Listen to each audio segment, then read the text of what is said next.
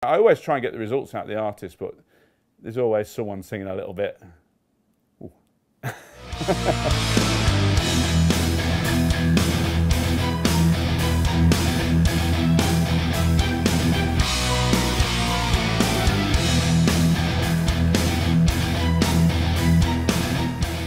How did I discover music? Status Quo, of all things. When I was 12 years old, my brother bought me a single for Christmas for no reason whatsoever. I thought, yeah, this is all right, it's got some energy to it. And I got into sort of metal straight away and followed the usual course of Maiden, Priest, Sabbath.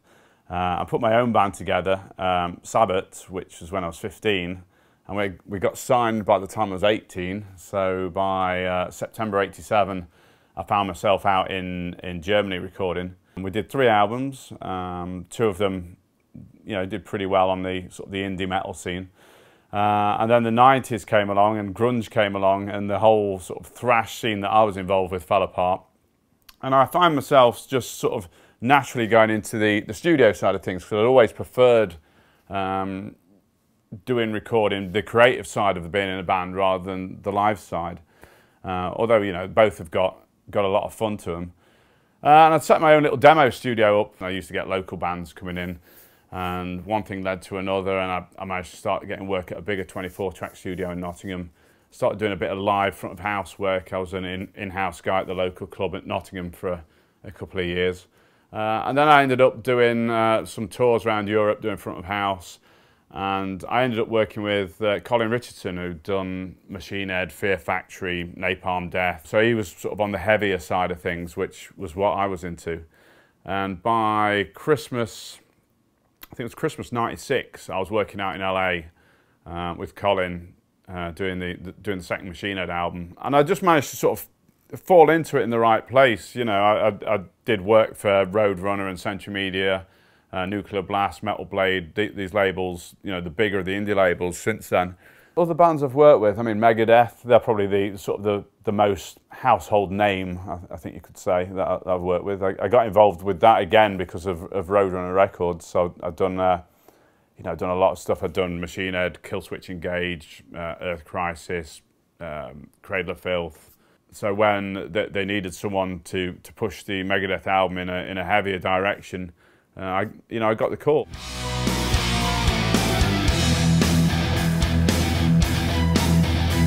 A lot of the time I hear bands calling me an extra member.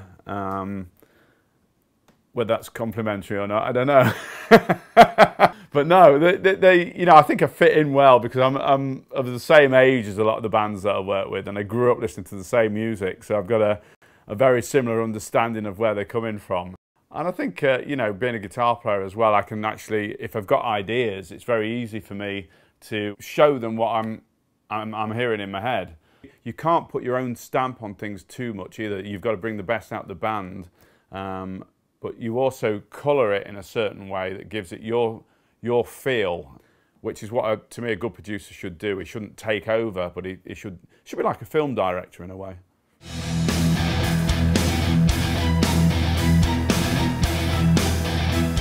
Melodyne. Well, there's obviously been a few things on the market, but Melodyne, I think, just gives you a bit more flexibility.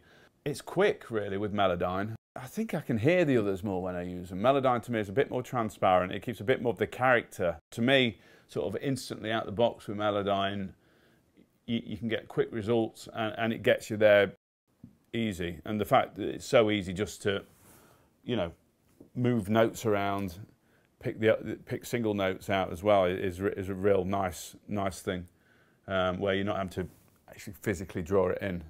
Mainly bass I'll use it for, because I always find that bass players will tend to hit that string sort of 10-15 cents sharp, even if you tend to tune it down, especially for the drop tuning stuff that we get in metal. That low E or D, C, whatever they're tuning it to, will be rattling around like one-oh. So you need to level it out a little bit, and I find that you tend, if you've got quite a scoop bass sound, which people tend to do a lot, and you're trying to get a bit of that mid-range back into it, that 1K in there, just to get it to sit in the mix a little bit more.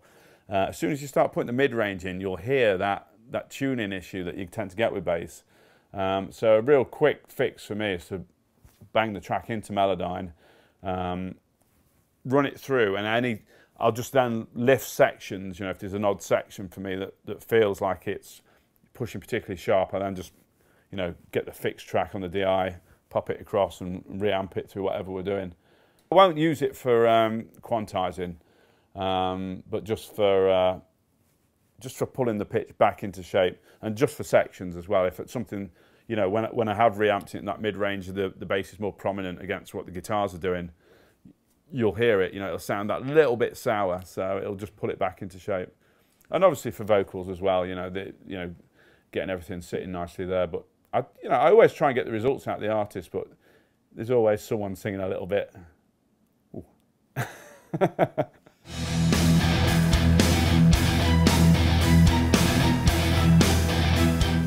I wouldn't say me, but I think it's made people a little bit lazy, especially when an artist starts figuring out what you can do in the studio. You'll get a little bit of that, you know, okay, just fix that, you know. There'll be a bit of that where I think back when it was the days of 2-inch tape, you know, we would have gone for a better performance. But in Melodyne and Pro Tools' defense, there's also the thing where, you know, you've got a good performance and it's got attitude, which I think is the real important thing with vocals, and you're not losing that performance because you can just bring it back into shape. So there's pros and cons, I think. I don't think people are having to work so hard to get the results now, but I think it's a time saver, and obviously time means money.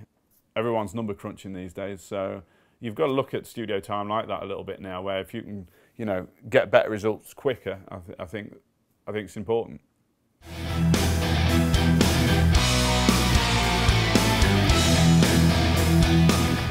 Probably, you know, getting out to America to work, because that is a big sort of stepping stone. There's a lot of people that I know are doing great work over here where they never get that break. So I was lucky that Colin asked me to go and work out there. That really opened a lot of doors for me getting out to the US. I'd say maybe the Kill Switch album going gold in America, that was a nice sort of thing to reach. Getting a Swedish Grammy for the Opeth record, that was good. But it's not all about awards and sort of record sales as well. I mean, a lot of it is the people you meet and the sort of the friends you make in the industry, really. I mean, obviously, you know, I've done okay and I've made a career out of this, but I've had a lot of good memories, which I'm not going to say on camera. But, you know, I've done my bit for the English branch of rock and roll, yeah, definitely. But it's, yeah, no, I've met a lot of good people and had a lot of fun, actually. So, you know, if the next flight to America goes down somewhere over the Atlantic, I'll have a smile on my face, yeah.